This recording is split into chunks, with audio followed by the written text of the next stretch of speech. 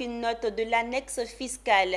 Il s'est tenu un atelier d'échange et d'information entre le cabinet Conseil international Maître Mondon et la FIPME, entendez la Fédération ivoirienne des petites et moyennes entreprises. Il s'agissait pour les affiliés à la FIPME de se faire expliquer la lettre et l'esprit de l'annexe fiscale 2022 dont 25 articles ont été amendés. Philippe Zabo et Tima Traoré. C'est à la demande de la commission juridique, fiscale et parafiscale de la FIPME que le cabinet Conseil international Maître Mondon est venu expliquer la nouvelle annexe fiscale.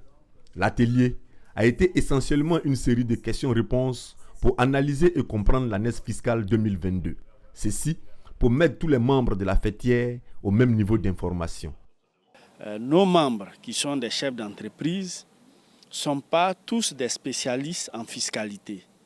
Donc, nous avons bien voulu que les principales résolutions à l'intérieur de cette annexe, nous avons bien voulu les faire savoir à nos membres à partir des experts en la matière, donc des experts fiscalistes, dont le cabinet Mondon est notre partenaire en qualité de fêtière.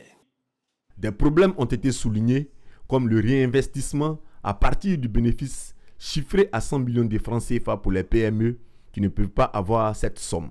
Le non-assujettissement à la TVA et le problème particulier de l'industrie hôtelière.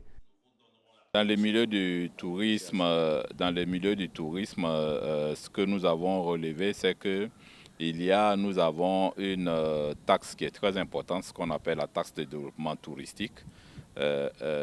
Qui existait depuis longtemps, qui a été suspendu pendant un certain temps, qui a été remis pour la relance du tourisme. Mais les annexes fiscales précédentes ont un peu créé la confusion quant aux structures qui doivent payer cette taxe et à l'assiette même de cette taxe. Donc l'annexe fiscale 2022 est venu corriger quelques dysfonctionnements créés par l'annexe fiscale 2021.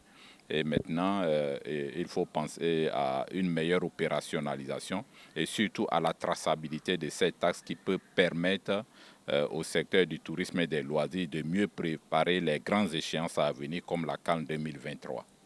Cette annexe fiscale a été publiée le 28 décembre 2021 et est rentrée en vigueur le 4 janvier 2022.